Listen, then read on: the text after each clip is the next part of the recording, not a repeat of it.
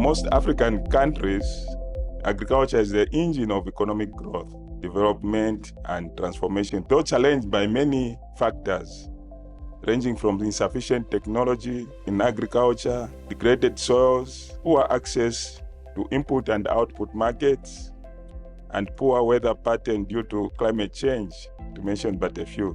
This, therefore, calls for visionary direction if we are to see agriculture grow in Zambia, as well as the SADC region or the continent as a whole. The Malabo Declaration therefore provides commitments to transform agriculture across the continent, and as such, the government needs to know where the country is on the implementation of the Malabo Declaration, and also why we are at that stage. The Malabo Declaration and the CADIP represent more than just frameworks.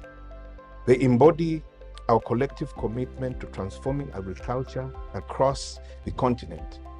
In Zambia, these initiatives hold profound implications for the future trajectory of our agricultural sector and the economy. First and foremost, the implementation of the Malabo and CADIP commitments is crucial for enhancing food security, most especially in Zambia. As we strive to feed our growing population, invest in agriculture, and improving productivity are not just options. They are an obligation.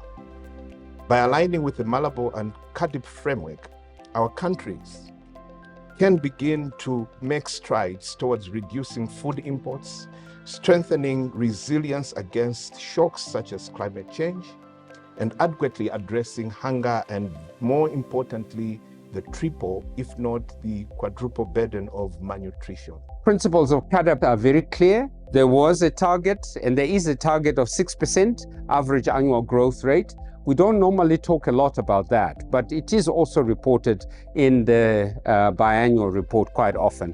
What we talk a lot about is the 10% of national budget to agriculture sector. We've been here in Zambia for the last 3 days, meeting with colleagues in the agriculture sector to discuss and train our colleagues on Malabo Declaration commitments.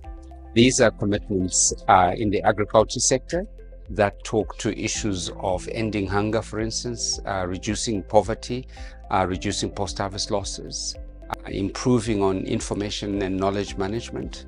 And so these are the topics that we've been addressing these last 3 days to a point where a community of practice here in Zambia will be created for the purpose of networking and bringing together information. So in terms of performance, as a country, we didn't really meet the benchmark that was set under this analysis. Data inaccessibility was one of the biggest problems that we had.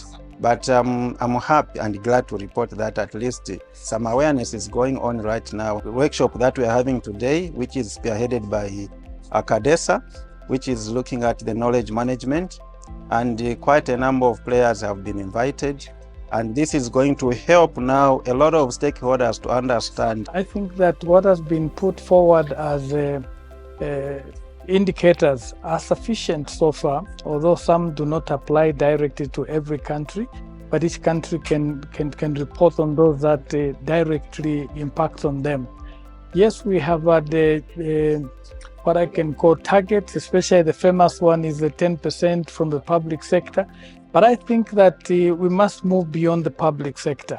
I think the private sector must come in full time. There are areas where the private sector can support. Development is not just about government doing this and that.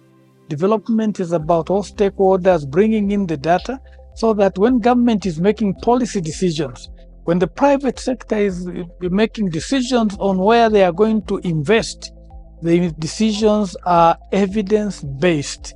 Data is there, it has been analyzed. That way, we will grow as Africa.